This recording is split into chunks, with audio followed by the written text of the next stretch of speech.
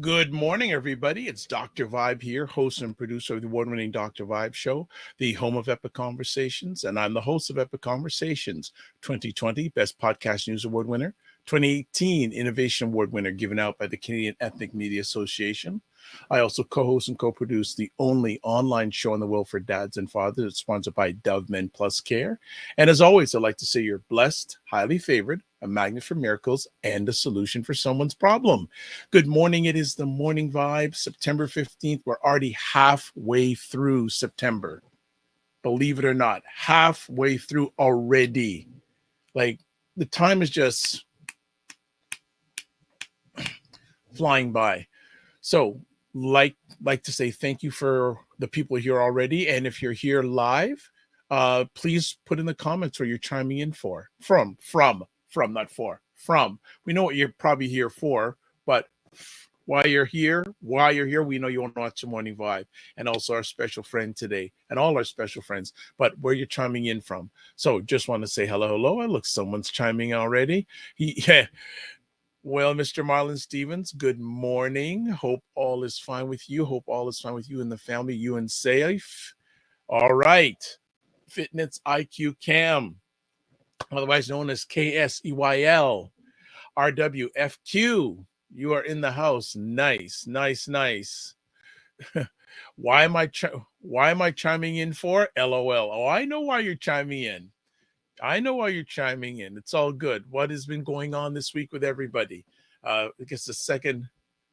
Oh, look at this. She goes, because you are my favorite people. Well, I hope you're talking truths there. I hope so. And also check out Fitness IQ Cam's show on YouTube Saturday afternoons, usually around 5-ish, 5:30. So make sure you chime into Things I Wish I Knew About Money show on YouTube. So that is great. What's been going on with everyone this week?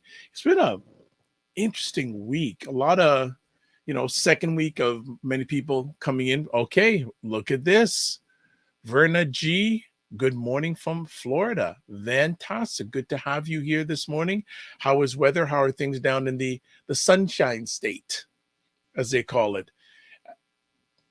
Nice. Yeah, thank you so much for chiming in, everybody. We appreciate it, not taking it for granted. So as I said, what's been going on this week? For me, it's been a little bit of a quieter week, which is fantastic. Get some rest. Again, thanks to everyone who chimed in either live on the replay for our show on Monday.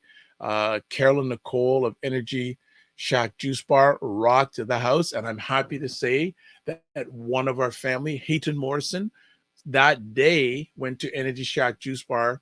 He said he was in that area of the store, and he asked Carolyn, "Do you have I'm 10 minutes away. Can we see somebody? Can I see someone?" She said, "Sure." And now he's basically on a 2-month nutrition program. I think he's doing a detox first, and then he's doing a juicing. He's detoxing first, and he's on a 2-month nutritional program. So he is not fooling around. So you know what I'm going to actually do? I'm just going to put it up right now for those who missed out.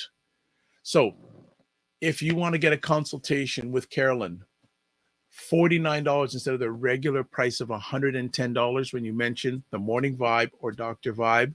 The email address is info@Energy Shack Juice Bar. So take it. She can do it via phone. She can do it online. So whatever way you want, make it happen. She has another special. I'll don't have it with me right now, but on Monday's show, I think it's 20% off if you go to her website and the detox programs. If you use Dr. Vibe, DRVIBE, you get 20% off all the detox programs. So yeah, it was really great. And she'll be back with us the second Monday of next month. Wow, lots of people chiming in. Fitness IQ, morning from Scarberia. Well, you're Scarberia, I'm Scarborough. So you can say Scarborough, I'm Scarborough. Also, Dr. Tachi, host and producer of the livest show online about media tech and pop culture called Mediascope.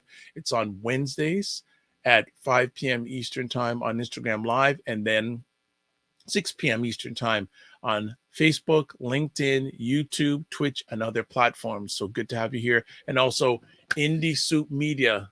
The network is coming. Network is coming. All right. Verna G says it's sunny in Florida. What's the temp down there? We're about, let's say 10 to 15 degrees Celsius, which in old terms would be about 50 degrees and getting warmer. It was cool last night. It was a cooler night. So you know that fall is on its way. This is the last full weekend of summer in the Western Hemisphere. Yes, wow, dedication. Fitness IQ says yes. Hayden is not playing. Ched C, good morning. Good morning. Where are you chiming in from? And have you subscribed to the YouTube channel? Wonderful. And we have Divine Wright from the DMV, who was with me last night with Will and Bill talking about the ALS walk that's coming up. Actually, oh, come on. Fitness IQ, you turn on the heater? Come on. Come on. And Divine Wright says it's 50 degrees in the DMV area. And she says, that's how cold it was? No, man. Talk to me in like January. It's not that bad. Come on. You lived here a minute. Tough it up a little bit if you can. All right. So we got a whole family in here. I have not heard from Ryan, so hope everything's okay. But if not, we're going to go hand solo today, but that's okay. You're here, I'm here, and our friend, the third Friday of each month is here. So that's the most important thing. So without further, one more. Opal Inspired is here. Good morning, Opal Inspired. Oh, Divine says, oh no, it's not 50 here. I'm talking about where you are. Okay, no problem. That's so good. I wouldn't expect to be 50 right there yet. And Fitness IQ says, Doctor, a lot of replays to catch up with you. You were busy this week. Not real. Well, okay. So Monday we had Carolyn. Tuesday I did a show with the Back Health Professionals Network. And then last night, so 3. And I do 4 conversations a week. So yes, a little bit more. Positive productive. I don't like the word busy. And then Divine Right says it's 67 here and sunny. Nice. So, beloved, family's already in the house. Yes. ALS. Yeah, last night. Great conversation. Go back to it. And if you are up to it, please contribute to Will's team for the ALS walk that's coming up in September 23rd in Syracuse area. And of course, Dr. Tachi says it's 80-something here. Well, I hope your air conditioning's working. That's all I'm saying. I hope the air conditioning's working. All right. This is all good. All right. So we got all the family in the house and more to probably come. But we know that one of our most and favorites friends, Ray McMillan, is here with us. Okay. Ched C said, yes, I did subscribe. Thank you, Ched C. Appreciate that. Oh, actually, one other thing. I did something I've only done 1 or 2 times in my life. I did golfing this week. And so a little backstory. Well, I guess, okay, I'll give the full story. And just another minute or two, Ray. So during the pandemic, someone from my high school days reached out to me and said, hey, a bunch of us guys who played football and rugby want to get together. I said, okay, where are you getting together? Got together at the parking lot of our old high school. And I said, all right. So it was a Sunday afternoon. I said, I'll be polite, go for an hour. End up being there for 5 hours. It was amazing. So long story short, last year we had they called it a football rugby reunion at a golf course. That's about 45 minutes an hour drive north of where I live. And I said, okay, let me just go. Like they offered golfing and a social after. I went for the social, had a great time. It was amazing. I said, and they said, oh, why don't you come golf next year? I said, okay, let me do it. So went golfing and the social this year and saw some people I hadn't seen for over 25, 30 years. It was amazing. It was a great time. And hey, we played best ball, so it was a 9-hole course. So it was us, our four, and it was all people I went to school with, guys I went to school, which was great. And on one hole, I had the best third and the second last and last shot, I had the best. So I did good. And they said, hey, man, you got some talent. So I may do some golf range stuff either this year or next year. You know, just thinking about it, but it was a great time. So I want to encourage, if you ever get a chance to go to your high school reunions, go. If you have good memories, because a lot of times if you don't go, you'll only know about people who you went to high school with transitioning. And it's a lot of great memories, at least for myself. Okay, let's catch up, because I know Ray wants to get on here. So Divine Right, Will's team is called Willpower. You can donate online and walk virtually as well. Absolutely. Fitness IQ, did anyone have to duck while you were playing? No. And you know what? The guys who were with me have golfed a lot more experience than myself, and they had some bad shots too. So I didn't feel that bad. And I had some not so good shots. No worry. But that one hole where I had the second last shot and I putted in for par, that made the whole day worth it. So how cool is that? Yeah, it was a great time. I'm going to reach out to some of them on LinkedIn or Facebook, and we keep in touch. So Dr. Tax says, Divine Right, good morning. Great job last night. Yeah, she did a great job last night. She always does a great job.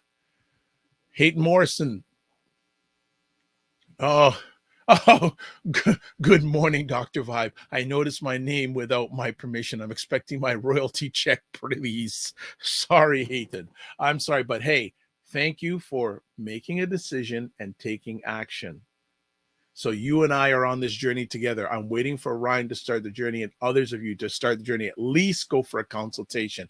I heard that you had a good experience with Carolyn, and hey, we're doing this together. So absolutely. Fitness IQ, Hayden, let me know if he provides you a royalty check, because I'm due some as well. People are leaning in on me. Okay. Yes, whatever you say. KSEYL. RWFQ. All right. And thanks, Soritachi. All right. Let's get to Mr. McMillan, because it seems that you guys don't want to hear from him today, and I want to hear from him. LOL. Fitness. Oh, okay. Let's get Ray in the house, and we're going to have a good time with Ray McMillan. What is up, Ray? How are you this morning? Good morning, Dr. Vibe. I am doing fine as usual. Good.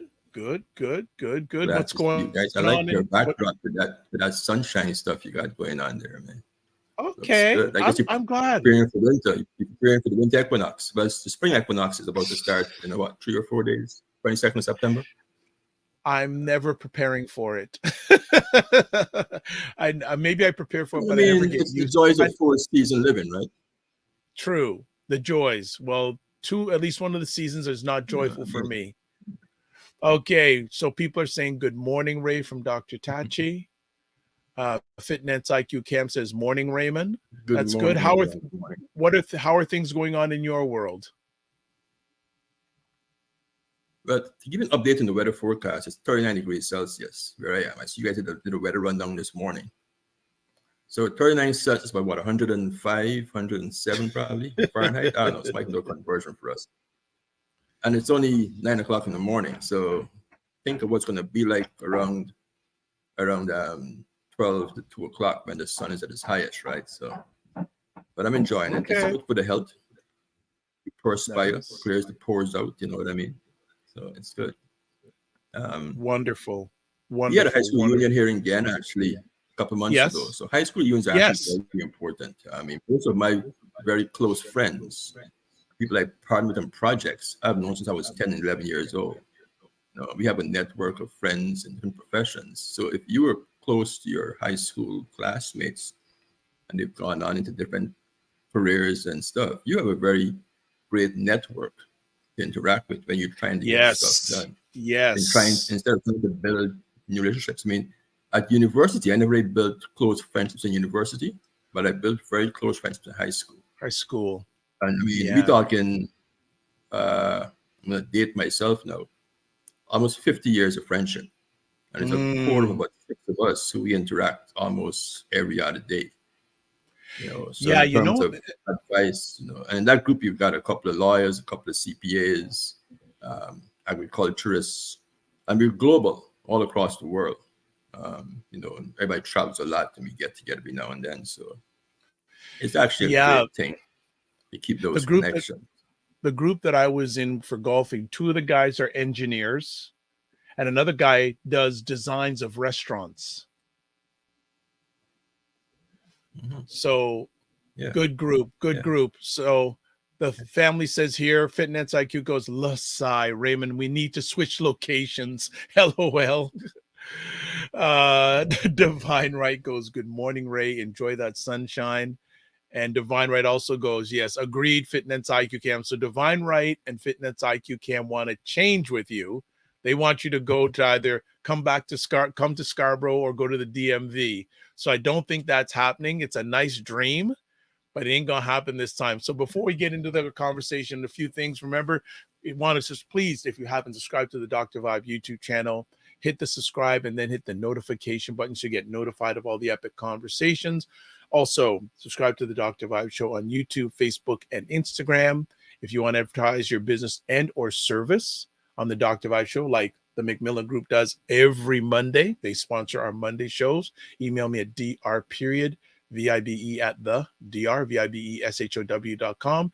And also, finally, please join the Discord group where we continue the conversations in between. I put some stories up just recent. I think I put some things up last night on the Discord group so we continue the conversations. Also, tell us what's going on in your world and anything you want to talk about or chat about on the Discord channel. That's what we do. So today, we've got a new topic. Ray wants to talk about buying land as a real estate investment option and how it is financed. Ray, the floor is yours. And also, as always, to family questions. If anyone has any questions, you know the rule. Put them in, and we'll get them to Ray. So, sorry to interrupt, Ray. Now the floor is yours. Yes, sir. Before we go any further, this is our 1-year anniversary. We did our first conversation on September the 16th last year. What? Exactly 1 year. So we got to pop some champagne and the balloons and all that. Yes. Wow. Well, you caught me on this one. Wow. Yeah, we were trying to figure out how long you were doing this on our last conversation. But I get these alerts on my phone that remind me of how old I'm getting because it puts things in historical perspective. So I was pleasantly surprised this morning when it popped up in my phone that my first conversation in the Dr. Vibe Show was on September the 16th, 2022. So we're a year in. So thank you very much for the platform. Thanks to the audience. We have an amazing viewership. People coming in once a month to listen to me. I am not saying I have all the answers, but what I do share is anecdotal experiences from my 30 years in the financial services industry, my 25 years in the mortgage brokerage industry, and an extensive period of time as a real estate investor and a mentor to many investors and many people in the profession, but also more important to my own kids, my eldest son, who is now actively involved in the mortgage brokering part of our business. So let's start with land. There's a romantic attachment to people buying land, particularly people who look like you and I. And it's important to understand how to buy land, where to buy land, and the historical context of the whole land ownership stuff. I got involved in my first land transaction back in 1998. 45 acres of land sitting at Highway 48 and Highway 9 in Ontario, a place called East Gwillimbury. It was a nightmare. We didn't know what we were doing, and we subsequently lost property. It was an equestrian farm, 2 ponds on the property. One pond, I think, was almost 2 acres or 2.5 acres. That was the size of the pond. Lots of pine trees. Had a lot of potential for the equestrian center. Had a lot of potential for fishing. Had a lot of potential for Christmas tree farming. But financing of land is very, very challenging. There was a first, second, third, I think a fourth mortgage. There were three properties on the land. All were rented, and we had difficulty collecting the rents. And eventually it all went belly up. If anybody knows the area today, you fast forward almost 26 years later, that entire area is now developed because it's the route that goes into an area called Cottage Country. And Highway 48 is one of the busiest rural highways going north out of downtown Toronto, other than the Don Valley Parkway. So that was my experience getting into the industry, getting into land purchasing, and land acquisition. And it wasn't very, very pleasant, but I was not prepared for it. Land ownership is not new to us. And a lot of it started after the Emancipation Proclamation, both in the US, Canada, and in the Caribbean, where land was given to former slaves. We are probably familiar with the term 40 acres and a mule. And that 40 acres and a mule is actually very, very true.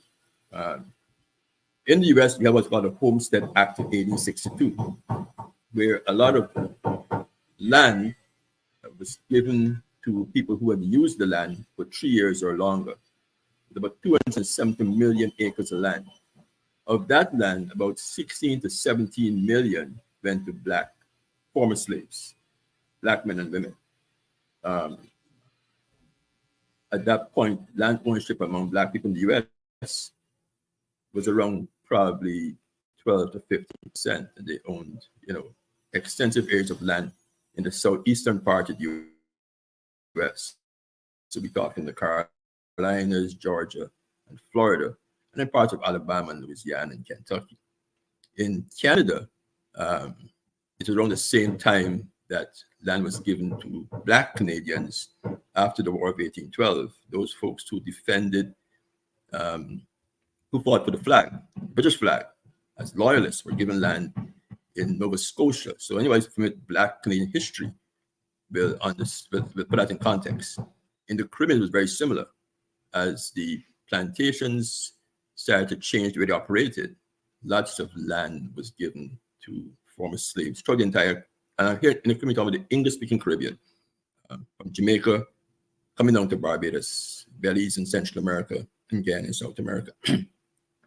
In Guyana, some of you may know I am part Guyanese. My mother's Guyanese, so I've got a very deep insight into Guyanese subcultures. Guyana is a very racially parallel society. So in Guyana, you've got an East Indian population and a Guyanese and a Black population, where the East Indians came as indentured servants after slavery. So after the slavery and indentureship ended, what you found was Black freedmen or freed peoples started buying land all across parts of the coast in Guyana. So you would see large communities that were divided racially. You'd have a Black village in here with only a Black population of 500 people, and then you have an Indian village, next door. So land was a very, very big thing for us. When did it start to change? It started to change because in the US, what you had in the US was a lot of former slaves had the names of their former plantation owners. And because of the high level of illiteracy within the Black community, not only in the US, but in Canada and in the Caribbean, a lot of land wasn't registered properly. There was no clean and clear title to own the property. And if you carry the same name as your former plantation owner, it was very easy for people to steal land, non-Black people to steal land from Black folks when either a father or a grandfather died. So a lot of land was stolen. Now we've heard about areas being destroyed by white racists, and we hear about the Tulsa and the Rosewoods, but there was a large land theft that happened mainly in the US and Canada. And right now they're trying to have the land in Canada go back to those the families of the Black loyalists who owned land in Nova Scotia during the 1800s. One of the challenges with doing that is the cost. There's significant costs to fighting those legal battles and trying to get that land back to the rightful owners. That puts land ownership for us in a bit of a historical context. So owning land as Black people is not something that is new. It's not there were many Black farmers, in the Caribbean where the population is almost entirely Black. We were all farmers in Jamaica. All the rural farming in Port Antonio and in Portland they're Black farmers. They're no other race. In Barbados, it's the same thing. A lot of the farming is done so they own large swaths of land. Now let's look at land in the context of today's society. A lot of the movement away from rural areas and farming happened in the early 1900s, where people left cities and left the rural areas, went into cities looking for employment. There was more factories being built, the industrialization period. So in order to move, what would happen in some cases, if you had no resources, you would sell your land. So a lot of us started to sell off pieces of land in order to migrate to these environments that were going to give us these newfound opportunities and probably newfound wealth. And we know how that played out. It didn't really work out in our favor in that regard. So we are now on this whole quest to start buying land. As we now receive the information from people around us, we see all these people on the podcast talking about buying land and buying back the neighborhood. We're now trying to buy back the neighborhood and buy land to develop. And that's where we come to how do we buy land? Now, there's two types of land that we can purchase. There's improved land and there's unimproved land. And I always tell people, land has no intrinsic value unless you have a use for it. So what do you do with land? You either build in it, whether it's residential, industrial, commercial properties. You mine it for some sort of precious metal or oil, or you for agricultural purposes. You farm or you raise cattle in it. And those are the three primary uses of land. So when you're talking about buying land, the first thing you need to ask yourself is what do you plan to do with the land? And if the land is unimproved, that is even more important, because if it's unimproved land, it means it's not served by major roads, it's not served by electricity, it's not served by running water. So you will not have to develop or work with your local municipal government or regional government to get all those things done. So while you may find 100,000 acres of land for $100,000, if it's unimproved, what do you do with it? And is it a worthwhile investment compared to buying improved land in an urban center or close enough to an urban center that can be developed much faster and you can now monetize your investment? Okay. All right. We're going to stop it there. We're going to take a little break, but a few things. So just want to catch up with some comments. So let's get to those comments right now.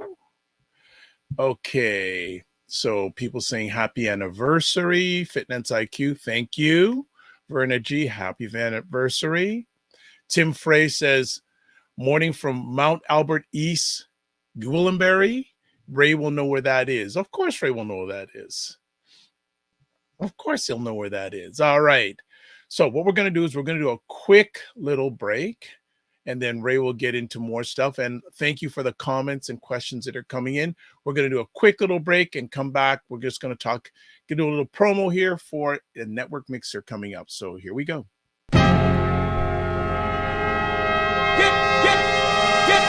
Yeah. Frequency Event Promotions. FrequencyEventPromotions.com. A network mixer. Hosted by Christopher Lawrence. It all goes down at the Grenette Brewery, located on 245 Ellington Avenue East. This event is for startup businesses. Get your tickets now. FrequencyEventPromotions.com. We design, we promote, and we print. All right. So Frequency Event Promotions, a graphic design, advertising, and printing company located in Toronto, will be delivering their third business-to-business network mixer, hosted by entrepreneur event organizer Christopher Lawrence.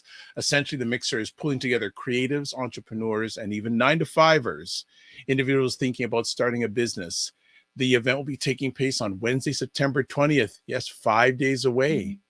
at 6:30 p.m. at 245 Eglinton Avenue East, the Granite Brewery, major intersection Mount Pleasant and Eglinton Avenue. Free parking is available. Refreshments will be provided, and the topic of discussion will be how to land targeted clients utilizing social media. And your share or presenter will be Trevor Short, a product marketing leader. If you register now, the first 10 people to register will win 250 free business cards produced by Frequency Event Promotions, and also be able to enter a draw to win an iPad tablet. So get your tickets now. Register online at frequencyeventpromotions.com/events.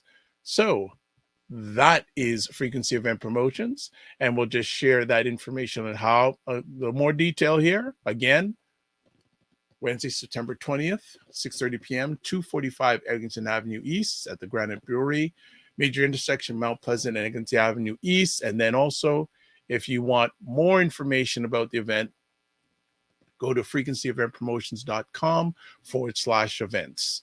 So there we go. We got some comments. Let's put them up quickly here. Some people are responding. All right. Marlon Stephen, good morning, Ray. Happy anniversary. Dr. Tati says that sounds like a great event. Yes. Maybe you want to come up for it, Dr. Tati. I don't know. So we have some questions here for Ray. Okay, so let me bring up some things here. This is why it's great to have a producer. I don't like doing everything on my own, but I can multi-purpose the best of them. So let's go here and let's have question here. Ched says, are you doing international real estate?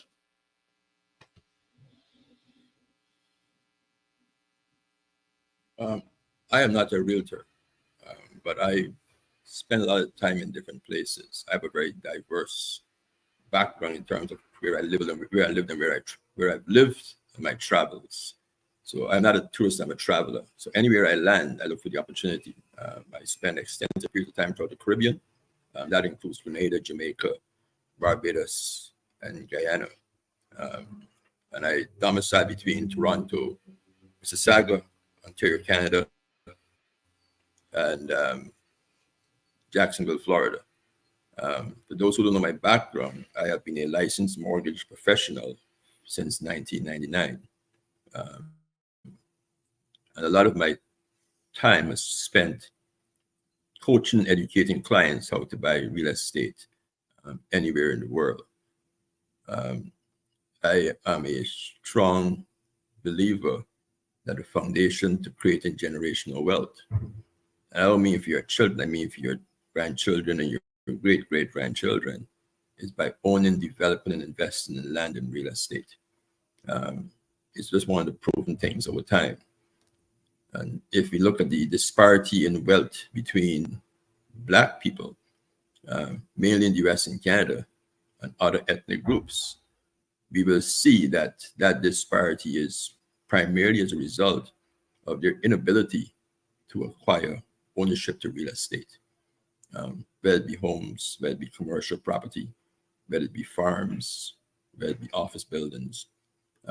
So my purpose is to educate us or help us to shift our focus from buying nice homes to buying properties that can actually generate income for us while at the same time appreciating. I was listening to a conversation yesterday. I know I'm probably going a bit off topic right now. And we're discussing net worth versus cash flow. I'm a cash flow proponent.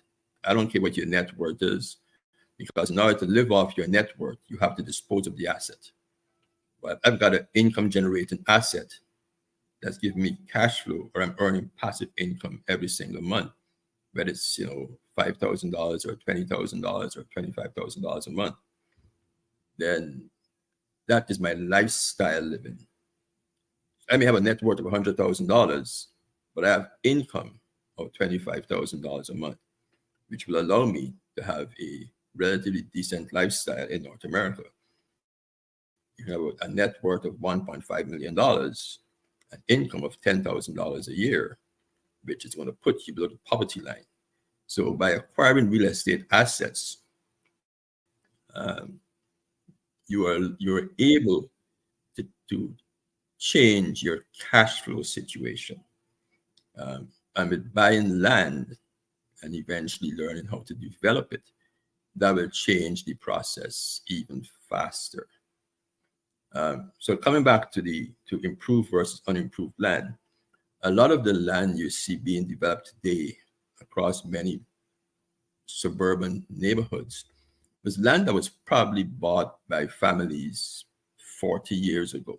There's a term called land banking, which if you plan to invest in land is something you need to familiarize yourself with.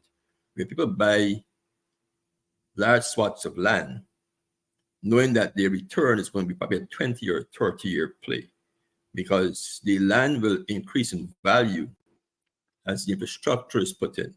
And by infrastructure, we're talking about transit and transportation. So highways, bus routes, airports, train tracks, and train stations.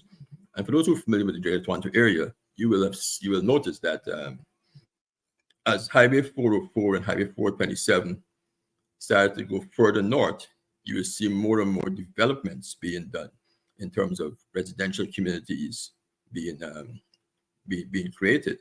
And a lot of land was farmland 35 years ago, but as farming shrunk and became a more corporate entity as opposed to small farmers, a lot of farmers start selling their land off. So if you know anything about farming is hard work. You're up at 4 a.m. and you go to bed at probably midnight when you get you got a sick calf or a sick horse or something. It's a lot of work. So most people who farm for a living, black or white, most times the next generation is not interested in that process. So if you've got 200 acres of land and the developer offers you $1,000 an acre or $10,000 an acre, and you've got a $20 million check you're going to collect, then it's easy to sell that land and collect that check. So developers or land speculators have been doing that for several years, understanding how cities are expanding and growing. And they are, I don't want to use the word hoarding, they've been banking land for decades. And as the cities grow and the populations grow, they either sell the land to an investor or they partner with an investor, right? Because remember, there are three things in Europe that are very, very scarce. One is drinking water, one is money, and the other is land that has intrinsic value. Those are three of the world's probably most scarcest resources. So owning land puts you in a position to monetize your future. So buying unimproved land is a very, very long-term play and highly speculative. Or buying improved land is land that is probably close to an urban center or within an urban center, is probably more beneficial and can be easier made profitable, but it's usually a lot more expensive. And what does that mean? You're buying a house lot in Washington, D.C., or you're going in and buying a piece of land that was empty. It's 5 minutes out to the downtown core, but it's probably going to cost you $2 million. But you don't have the ability to develop that land, change its zoning, and then go from building whatever was there. Let's say it was a gas station, and now building yourself a small office building, which you have the option of either selling and repeating the process one more time or two more times, or renting that space yourself, depending on the demand for office space in your neighborhood or your city, and cash for that property yourself, right? With land, you've got to consider a lot of things when you're buying land and you're looking at large swaths of land. You've got to look at what the zoning bylaws are, because lots of time you can't just buy land in many large acres of land in many areas and then just change the zoning. It's a long process, right? You can't go from owning 60 acres of land that is mostly trees and then decide, I'm going to buy the 60 acres of land, I'm going to separate into 1 acre lots, and I'm going to build myself 60 luxury homes. You may go to the municipality and they may tell you that you can't cut this land up in smaller swaths than 10 acres. So it's very important you work with a realtor in buying large plots of land, that a lot of research is done. So you can't approach land buying in exactly the same way you approach buying a house in a local neighborhood.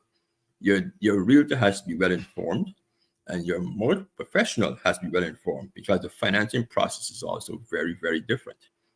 Okay. The other thing you look at is the environmental risk, hazards in where you're buying the land. I mean, we've seen the number of forest fires across North America over the last few months. And I mean, we've had fires in areas that didn't have forest fires traditionally. I mean, I think I've seen some forest fires. Is it in Newfoundland? I was watching the news a few days ago, or in Nova Scotia, somewhere in the east coast of Canada. Yeah. I mean, then you've got flood risk in some areas, right? So when you looking at buying land, you want to research all those things. Is this somewhere that has the potential to flood?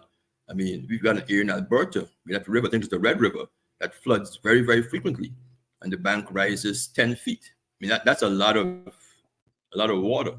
If you've bought land off the Red River during the drier season, and you're unfamiliar with the fact that the Red River floods its banks every few years, you've got 40 acres sitting in the Red River, it might be a bit of useless land that you cannot now sell, because people have seen the environmental risk involved with owning this land. And then there's the financing part of it. Because most unimproved land has no intrinsic value, it is very, very difficult to get it financed, right? Because the financing is based on what you're going to use this land for. Are you going to turn it into a farm? Are you going to turn it into an industrial complex? Are you going to build 5,000 townhomes? So a lot of times land purchases are usually done cash or financed privately, or usually by a local credit union or a local bank within the area who understands what is happening to the area. So let's say you're buying land in Nanaimo, British Columbia.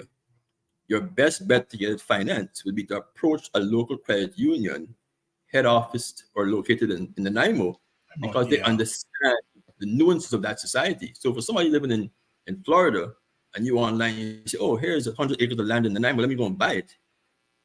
You know, it might not be an easier process. Similar if you're buying property in Southeast Georgia, right? You will have to go in to that local community and speak to the local lenders in order to finance your land. So most times the financing doesn't go beyond 50%. And in very rare cases, if the land is already improved, it may go to 65%. So getting into land ownership and land development is not an easy task. Hence the reason we failed back in 1998, because we didn't understand the process. We had this huge swath of land. We didn't understand I didn't go to any question center was until I actually saw this place. I'd never gone to any question center in my life. You know, I'm a big fan of horse races, but I was never around horses in that regard. The idea of sport fishing was new to me also. You know, recreational fishing, I mean, on these ponds.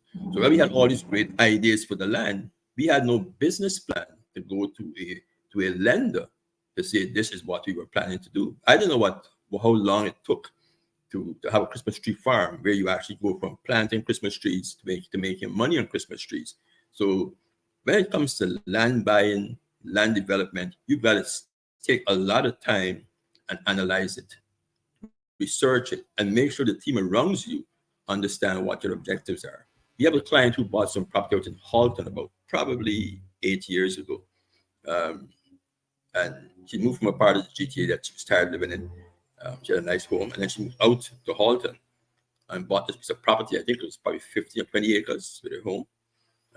And it made a lot of sense because it was beautiful. It was great value for what she bought. She bought like $500,000. It was a beautiful historic home sitting on 20 acres. And her intention was to probably sever 15 of the acres, sell it to a developer, and then use the money to pay off her mortgage and rebuild her home into something really beautiful. Well, that land, part of the land she owned, was on the Greenbelt, the Niagara Escarpment. And if anybody's made the Niagara Escarpment, you can't develop. Well, up to recently, I'm not sure what's going on now, but the current premier of Ontario, up to 2 months ago, you couldn't develop land on the Niagara Escarpment. And that exists in many parts of North America, where certain lands are actually protected lands. They're government lands. You may be able to buy the land, but you cannot develop the land or cannot develop all of it. So you have to be very cognizant of all of those things when buying land. All right. Well, let's catch up. Ray is dropping major knowledge bombs as per usual. And everyone that's here, no one's leaving. People are staying and listening to this conversation. So catch ups here. Shola Bishop, good morning. Thank you. Dalton Haynes says, good morning, Dr. Bob. Just dropping by to say hi. Your show always provides great nuggets. Keep up the great work. We'll be listening later offline. No problem. Thank you even for stopping by. We appreciate it. It's all of us together. It's not just me. So question, I think there's two questions Chet has. I think one's short. You're saying any experience in Africa. I don't think you have any experience with Africa, correct? Unfortunately, no. But I do have a lot of close friendships with people who live in Ghana and Nigeria. So if you want a solid referral, I can. Yep. I've also got a very close contact to in East Africa, an architect. I can also provide that referral, but I don't myself have any experience in Africa on the continent. No. Yeah, and so definitely there's Ray's contact information. I've flashed up a few times during the conversation. Reach out to him. Also myself, I know someone who does real estate in Portugal, so I don't know if she may have experience in Africa, but if Portugal is right now another hot market globally that you may want to check out too. Ray, let me just more comment for, let's see. Fitness IQ Camp says, I'm loving the knowledge. And then always the great $1 million or $1 billion question. I agree with you, Ray. How challenging is it to convey this message to our, I'll say C word. I don't like that word, but I'll put it for the audience community. It's not a word I use a lot. So what are your thoughts on that, Ray? It's no concern of mine. I am not concerned about the entire Black race. I'm concerned about the 10 people who are listening to us. So, I mean, I don't do that much thought. I mean, the first people I educate are my offspring and people I share DNA with, people I love, you know, people like yourself. And there's a few friends of mine who are watching me right now on my Instagram live, you know, Jelani Daniels, King of Coats, you know, he's a good friend of mine for years. Yes. So my concern is not saving the entire race. Anybody who has that approach to life is definitely going to lose the battle, lose the war. Sorry, that's a battle I'm not interested in fighting. You know, as I said, I've been in this space for 25 years. I don't know it all. I don't have all the answers. But as I said earlier, I've got a core group of people around me, all different professions, that I've known since I was 11 years old. I'm now 60 years old. That's a lot of years of friendship, trustworthy friendships. And I've also developed some very strong friendships over the last few years, you know, Dr. Vibe, Ryan, and a few other people.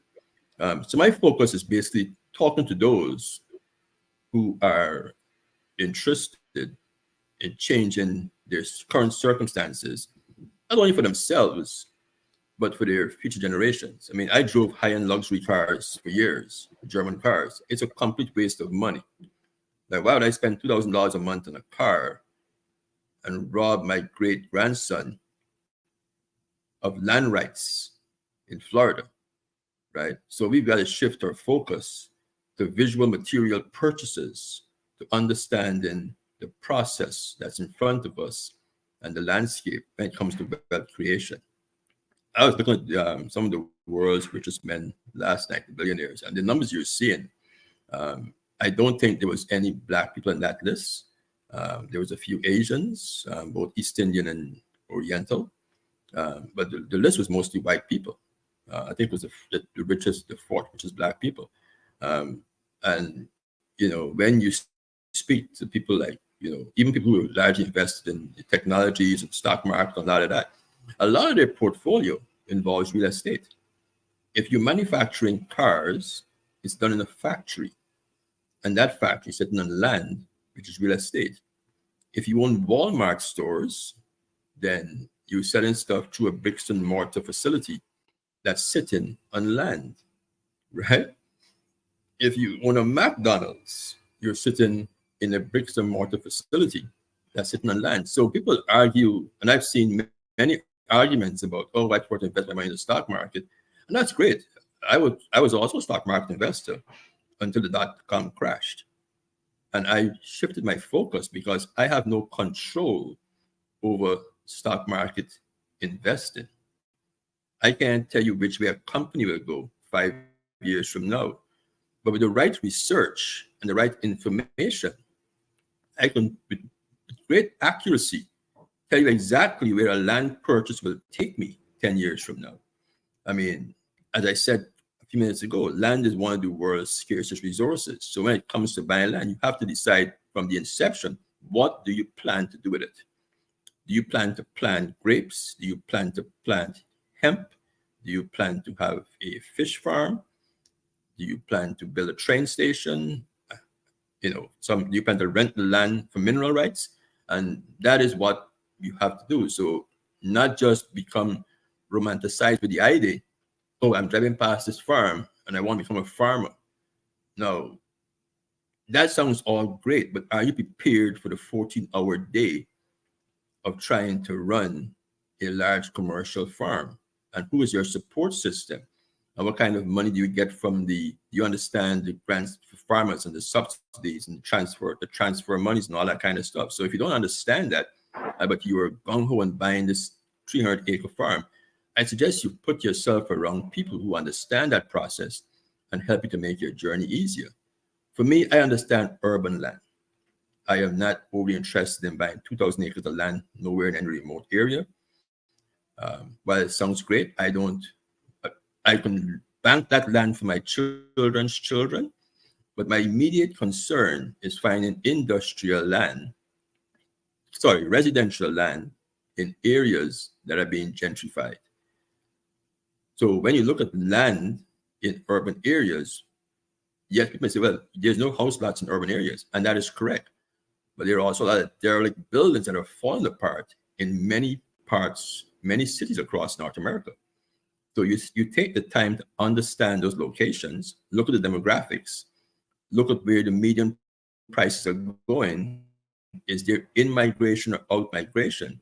And then you decide, does it make sense to buy this home here for $200,000, sitting on a corner lot that is 50 by 100 feet deep, and should I tear it down? And what can I change the zoning from a single family home to a multi-family home? Can I go as far as 6 units? And if I can do that, I can now change my value from $200,000 with a $300,000 investment. I'm now worth $1.4 million. So I've got an asset. I now increase my net worth, but I'm also cash flowing $800 a month in each unit, right? So the land purchase is a lot more than just looking to buy land, that is 3 hours north of the closest urban center, but also look within urban areas to decide whether there's any opportunities to quickly change the value of house lots that are in areas that have been neglected but are currently going through gentrification. And that process, is a lot easier to finance than financing 1,000 acres of land at the end of Highway 427. Why? Because if your deal falls apart, it is very easy for the lender to either do that project themselves or sell it to somebody else. Well, if you default on your financing, it's much more difficult to sell 1,000 acres of land sitting in land of nowhere. I mean, who's going to buy it? Another speculative investor. But there's tons of buyers when it comes to urban land. So it's smaller lots, more expensive, but your future value can be significant if done properly. Now, there are people who are losing money in land transactions and development deals every single day. There are also people making a lot of money in the exact same process. So if you don't have all the answers, I suggest you surround yourself with the right people. Do the research before you make that decision. Because the thing about land is if you purchase it, because the financing is so expensive, end up stumbling and not being able to do what you think you want to do, then trying to liquidate it might be close to impossible if you can't get what you wanted to get done. Yep. Good stuff. Ray is dropping knowledge bombs today, family. Some comments here. Dalton Haynes says, I just want to thank you, Ray and Stefan, for your outstanding professional services. Highly recommend to all who need but are hesitant in seeking professional help. I want to read that last part. are hesitant in seeking professional help. Also, too, Divine Right, this is very helpful. Many will purchase land without the knowledge or how to prepare. For example, farmland. As Ray said, there's so much that goes into it. It's just like the old thing. People see someone who's had a success, but they don't realize the work it took to get to there. They don't realize that. So, it takes work. And again, Ray said, surround yourself with the right people who align with your vision and you can get along with and have the experience.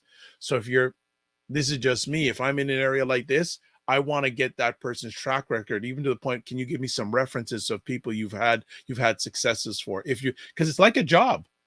Really, when someone wants to hire you, they're going to ask for references. Don't be afraid if you're doing stuff like this. And Ray, correct me if I'm wrong, that you want to get references of people who they have dealt with. Am I wrong? And a lot of my knowledge come from my failures. A lot of folks speak of this. I mean, we started the conversation with us failing on 45 acres of land.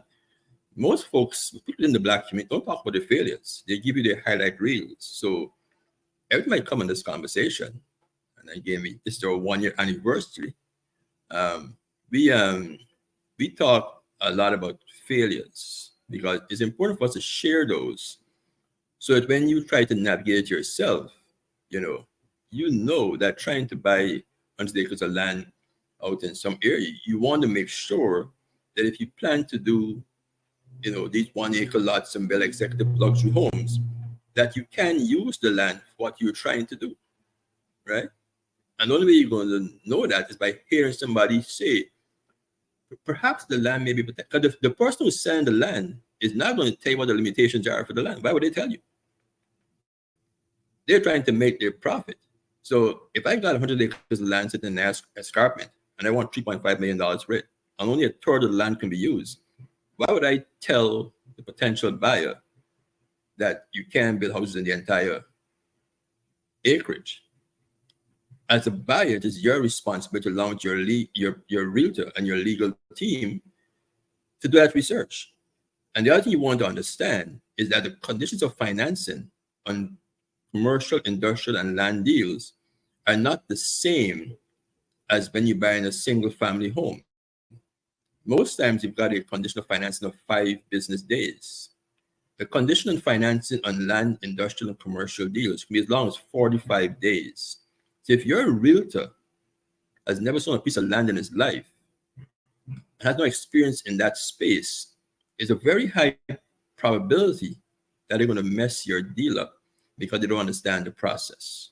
So I always tell people, if you're going to be buying commercial, industrial, farmland in certain communities outside of your local geographic area, you may want to find the top realtor in that neighborhood who does who is a specialist in that particular arena, because they know all the ins and outs of buying. If I want to buy property right now in Portugal, I'm going to call Lala because she's American living in Portugal.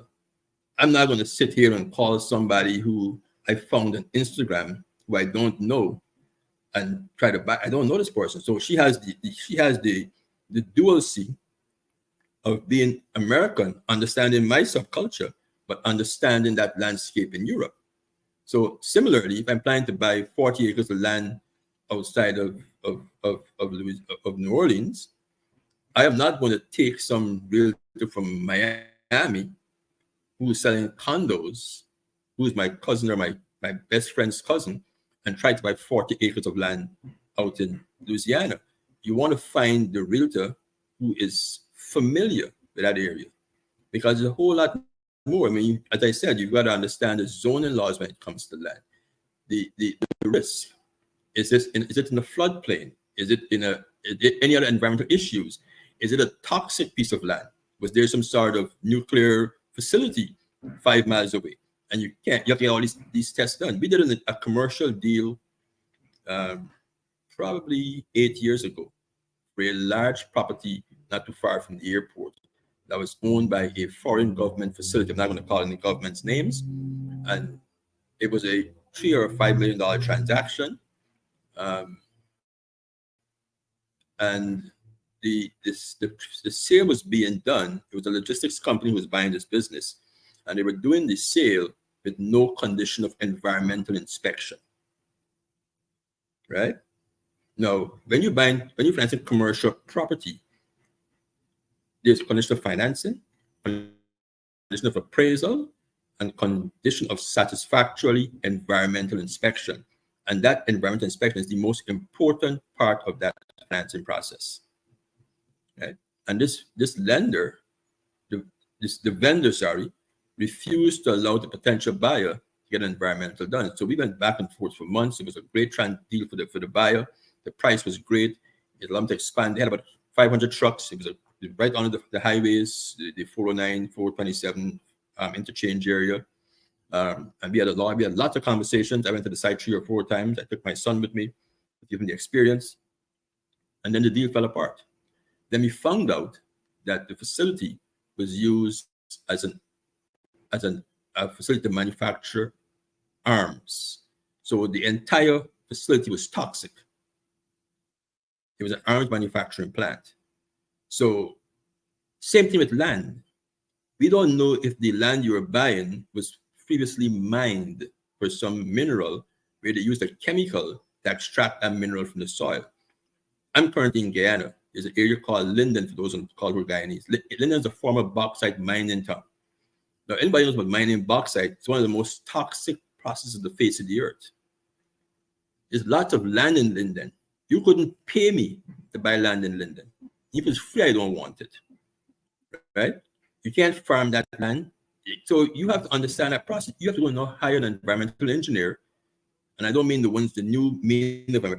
I mean the real environmental engineer. Somebody's got a master's in environmental studies to go in there and assess that land, do all the soil tests to make sure that when you spend that $3 or $4 or $5 million, you can actually do what you want to do.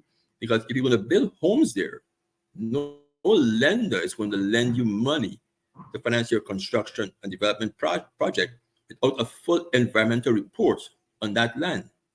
So the risk of buying large acres of land in strange locations that you don't know anything about is significantly greater if the research is not done.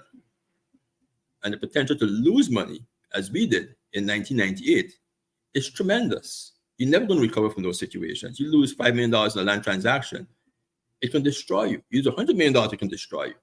Right? But then you also lost time because you could have put that energy and that money somewhere else in a simpler process. So while buying land is very important, and I will recommend we do it, decide first of all what you're buying the land for, where you plan to buy the land, and what is the long-term goal. And by long-term, I mean 5 years or longer, because you can't monetize land in less than 5 years. If you're doing a development within any city in North America, the process of permits and zoning and drawing approvals and all that kind of stuff, it's going to take you anywhere but 5 years to get it done. So if you don't have the 5-year run to do this, and don't have the financial resources and the people resources, I suggest you sit down quietly in a corner for a minute, try and put that team together, understand what is really needed, and then proceed from there. Nice. One of the many, it is September, at the end of the year is coming, and I just adding on to what Ray said about the team part, had a chance earlier on this year to attend like a 3-hour session by a gentleman who used to be the operations manager for globally for Volvo car company. And one of the many things the reason why it's important to have a good team is when you have a good team, they cover your blind spots. So is what Ray is saying here is most of us here on this conversation, whether you're watching live or replay, we don't have a lot of knowledge of this stuff. So you want to have members of your team to cover up your blind spots of not knowing about this, to make sure you make not only a good financial decision, but an emotional decision and a mental decision. Because yes, it's one thing losing money, but the emotional and mental aspects of that, that's even a higher cost than the financial a lot of times. So I hope I said something that was added value there, also Ray. the toll in your marriage also. Yes. Also the toll in your Relationships. Because that stress will destroy your marriage. Yep. Relationship I mean, stuff. I've seen it happen several times. I mean, a lot of what we have learned over the years is from our clients. We've seen clients with challenges and they've made decisions. So, I mean, we've got thousands of clients. Every one of those clients has unique experiences. So we've pooled all those experiences together. And I've brought those to this platform without mentioning those clients by name. I just mentioned the situations and the circumstances. Like it's very important that you have a very clear roadmap of what you're trying to accomplish before you start doing it. And even with a roadmap, you're going to find yourself in a lot of hiccups. I mean, there's no smooth highway when it comes to creating wealth in any process. I mean, if you're buying stocks, the stock market swings. I mean, the stock market swings every day. Companies go belly up,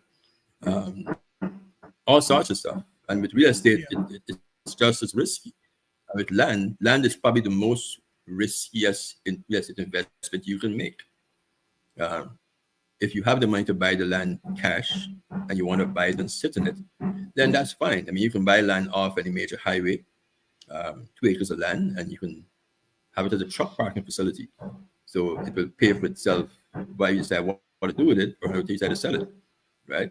But when you come to buying large acres of land, far from anywhere, you have to have a very long timeline or time horizon and a very clear-cut idea of what you plan to do with it. I mean, and there's a great opportunity today for farming.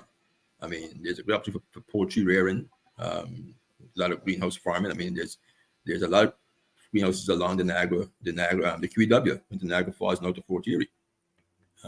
If you find land out there, you build a greenhouse and you can farm 12 months a year, right? I mean, farming is now a very, very scientific process, right? I mean, in many parts of the world, it's easier to get land at discounted rates through government programs if you decide that you're going to do some sort of farming, right? So, the governments are trying to push people back into the farming process.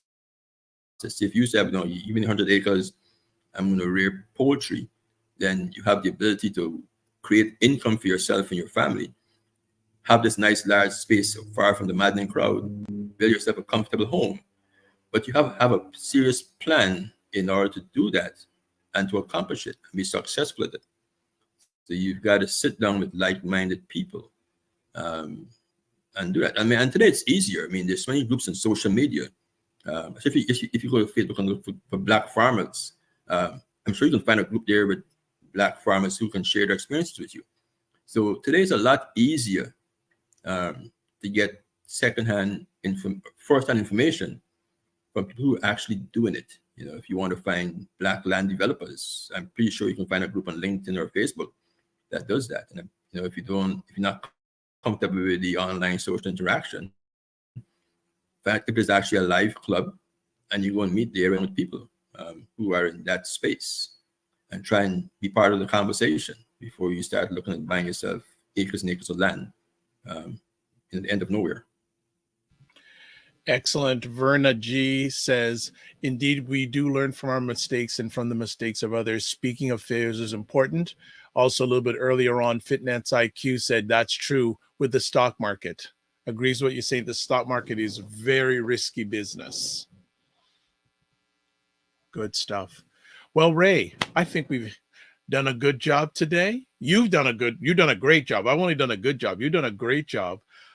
Any final words you'd like to share with our family today? Planning is important. A lot of I'm a scribbler. I write stuff down. I still use a diary. I got a daytimer. The daytimer, I buy daytime refills every single year.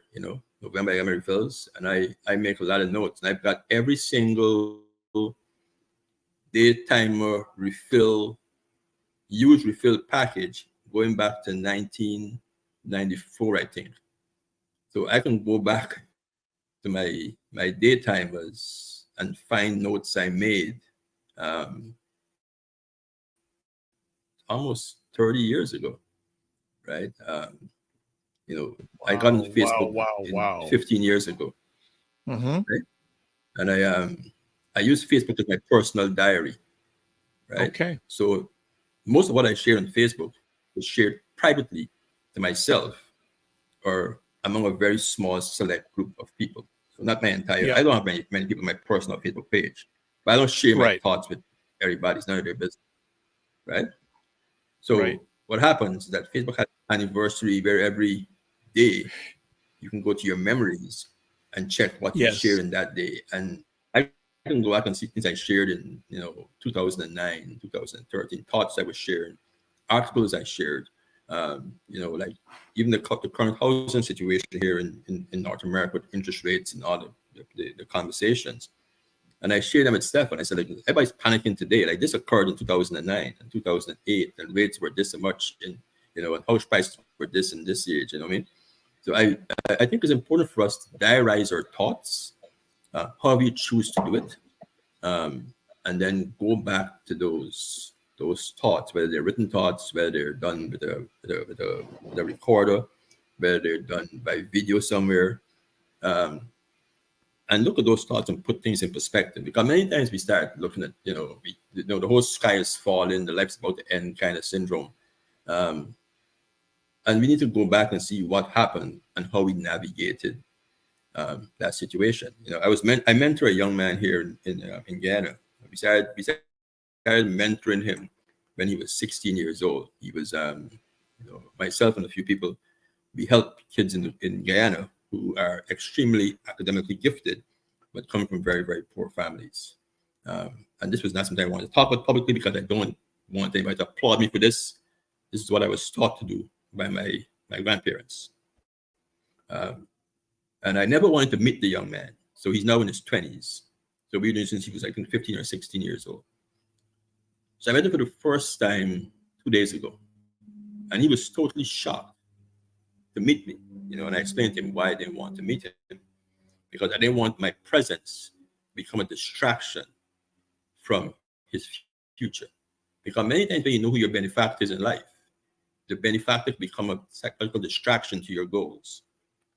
So I was sharing with him, you saw with all the challenges he was facing, trying to graduate law school. And I was telling him all our problems. There is no problem in life that has defeated us once we have life. Every problem we had when the war is about to end is always behind us. And he sat there and he looked at me and said, "What do you mean?" I says, "Well, every crisis you've had is not a crisis today. It may have been a crisis 6 months ago, 2 years ago. But the fact that it's no longer a crisis today means you're undefeated. So the key is to stay focused, singular vision, shut the noise and distractions out, and keep going ahead. And along the way, you got to do what I call load shedding. I purge my life very frequently. I get rid of stuff, and I get rid of people.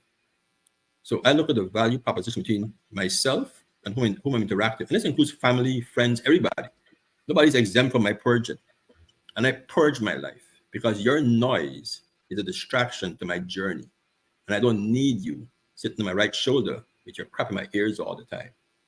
If our conversation doesn't allow me to learn, earn, or grow, we don't need to have a conversation. I'm not a comedian. I don't exchange jokes with people. If I want to watch comedian, I watch the Dave Chappelle show. I want to watch him fun. That's what he's paid to do. He made him money. If I want to have a laugh, I watch Kevin Hart and Chappelle. I'm not a comedian. You're not a comedian. Don't share your jokes with me. It's a waste of my time. Learn, earn, and grow. That's my entire focus. Now, it may seem very stoic and steadfast, and for some people, it may sound cold. I know I may appear unapproachable to many people, but you do know that I am very approachable. And I will spend hours talking to anybody who wants to invest the time. Absolutely. I spent 3 hours with that young man a few days ago. I was, 3 hours at the back. I mean, he's younger than my youngest child.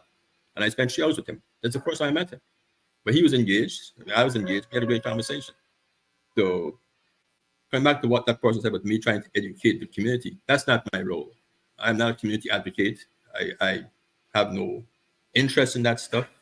But if you are a member of any community and you think that what I say can benefit your life and you want to spend 15 minutes with me, that's fine. I don't drink coffee, so don't offer me coffee. I'm not a coffee drinker, so don't want to me.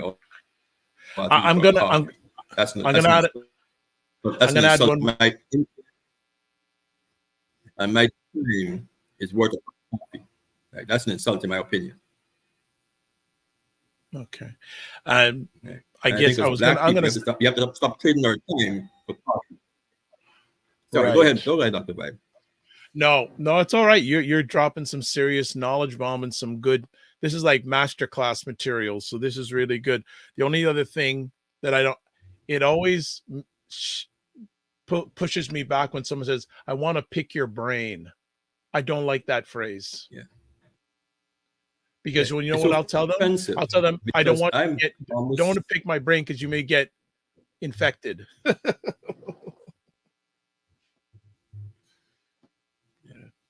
And we have to change the way we speak to people in our community, right? Like there's a quote I've heard: "I will listen for free, but you have to pay when you want to hear me speak." So I can't give you my 60 years in this earth, my academic training, all the courses I've done, all my life experiences for a cup of 90-cent coffee. Come on. No, I don't want you to pay me for my time. But what I want you to do is when you leave my office or leave my space, that you make your life better and pay. That's what's important to me.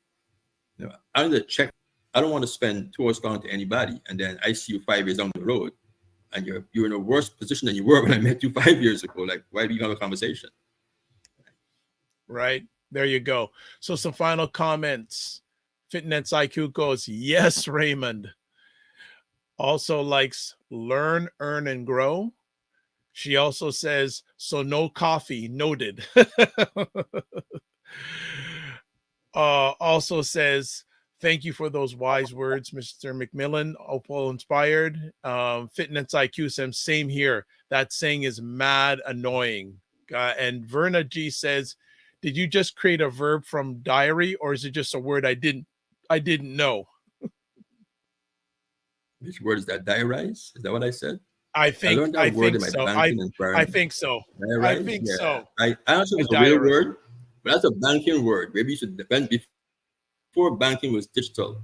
You should diarize clients' events. If I had a GIC maturing in a certain period of time in the future, we'd diarize that maturity or their mortgage maturity, or diarize the next phone call. So that's a word I learned in my banking days. Yeah.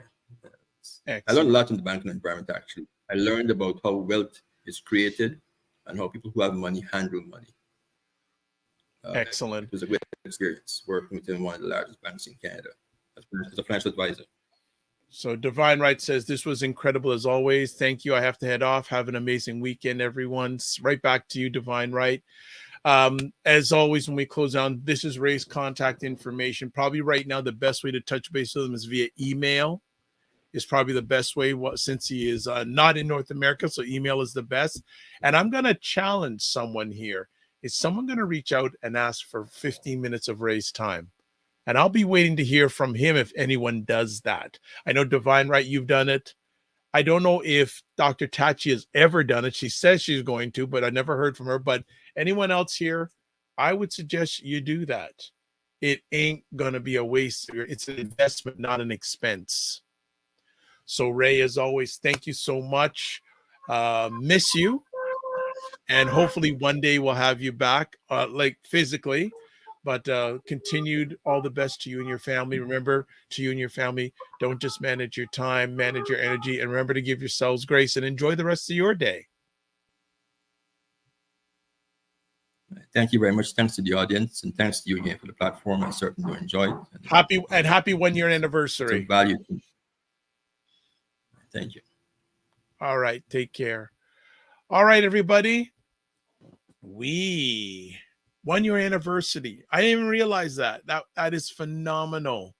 1 year of getting great knowledge. So I'm putting it out there, family. Who's going to go out there and book 15 minutes of Ray's time? I'm going to have him keep a watch and see who does that. So some final things here. As you see along the bottom, you can watch replays of the Morning Vibe on the Dr. Vibe Show on YouTube and Facebook, Afro Caribbean Business Network on Facebook and YouTube, and Ryan Oneil Knight on YouTube and LinkedIn.